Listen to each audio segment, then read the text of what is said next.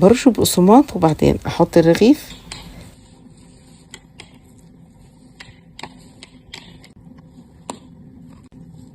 وبعدين شريحة الجبنة وعليها المفروم، واخر حاجة بقفل الرغيف برغيف تاني واوزع عليه بقسماط مطحون. رصيت عيش البطاطس وحطيته في التلاجة لحد ما اعمل الدبنج.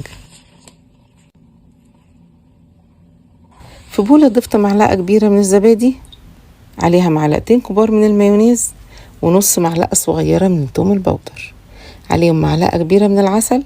قلبت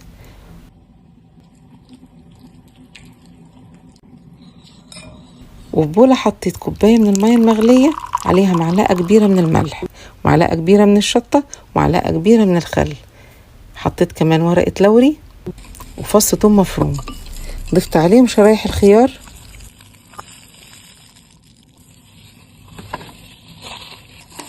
غطيته لحد ما اللون اتغير وبقى جاهز للأكل. حطيت الخيار المخلل على بلانشة وقطعته قطع صغيرة، حطيت المخلل على الديبنج، وكده بقى عندي أحلى ديبنج وألذ تغميسة. حطيت الديبنج في برام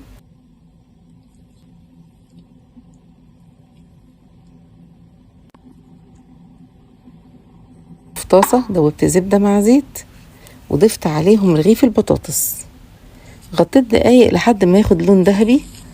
قلبت الرغيف على الوش التاني وضفت زبدة، غطيت لحد ما اخد اللون الذهبي على الوش التاني. بصوا محمر ولونه يجنن ازاي. قطعت الرغيف، سامعين صوت القرمشة؟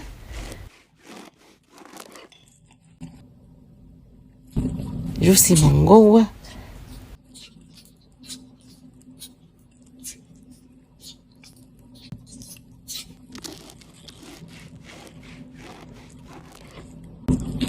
شايفين مطة الجبنة؟ تجنن، مش عارفة اوصف لكم الطعم قد ايه يجنن.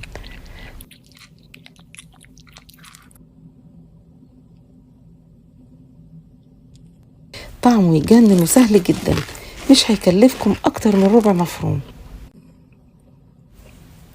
وقطمة ورا قطمة مش هتقفوا اكل منه. الطعم المقرمش مع الجبنة بيخلوا رغيف البطاطس طعمه رهيب، ومن غير ما نعجن ولا نخبز في الفرن، وبس في الطاسة وفي 5 دقايق بقى عندنا احلى حواوشي.